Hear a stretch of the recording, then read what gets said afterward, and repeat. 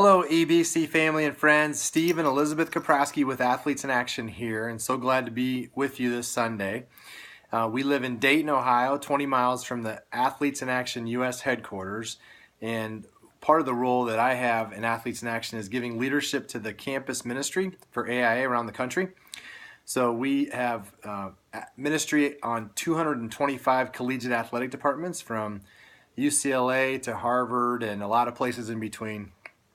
And one of the things that we're trusting God for is to both sow broadly and build deeply. We're trying to trust God to get the gospel to every single one of the 650,000 college athletes of America, but also build deeply with the few that really go all in for Jesus. We want to equip them, help them become self-feeders of God's Word, help them mature towards spiritual maturity, and equip them to be able to share their faith and disciple others for life. And so one story that happened just last week when I had the chance to be in Puerto Rico was with a 6'6", 310-pound left tackle named Zeke from the University of Northern Illinois, who he's never shared his faith before, and that's one of the goals he had for going on a spring break mission trip to Puerto Rico. And Zeke and I were paired up, and we stepped onto a campus in San Juan, and we initiated with a Puerto Rican college student named Mike.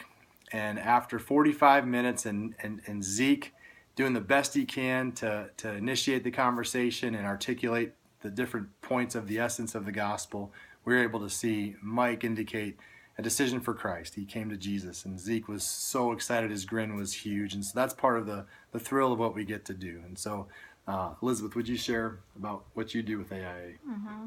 My main responsibility with Athletes in Action is to help lead it's called the Lenses Institute, and it's a 5-day training for our staff, and it's mostly walking our staff through how to be better cultural learners and lovers of people who are different than ourselves. And so we do a lot of times where we watch films and discuss. We have speakers from the community come in and talk with us, and it's a great way for us to just kind of explore how we're going to do a better job of oneness, just like Jesus talks about, and how it's not just for white Americans, especially within the face of college athletics.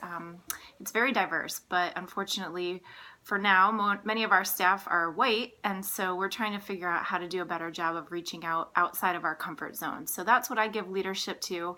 And then during my normal days, I do a lot of practical application from those trainings, where I spend about 8 hours a week volunteering in my kids' school. We go to a Dayton public school where there is probably half the school population are immigrants and refugees from around the world.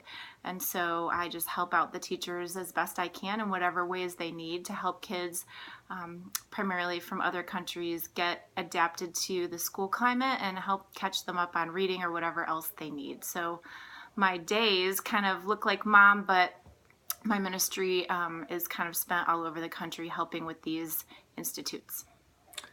Thank you for praying for us. Thanks for giving. Thanks for your partnership. Without you, we just can't do what God's called us to do. So thanks so much. Thanks.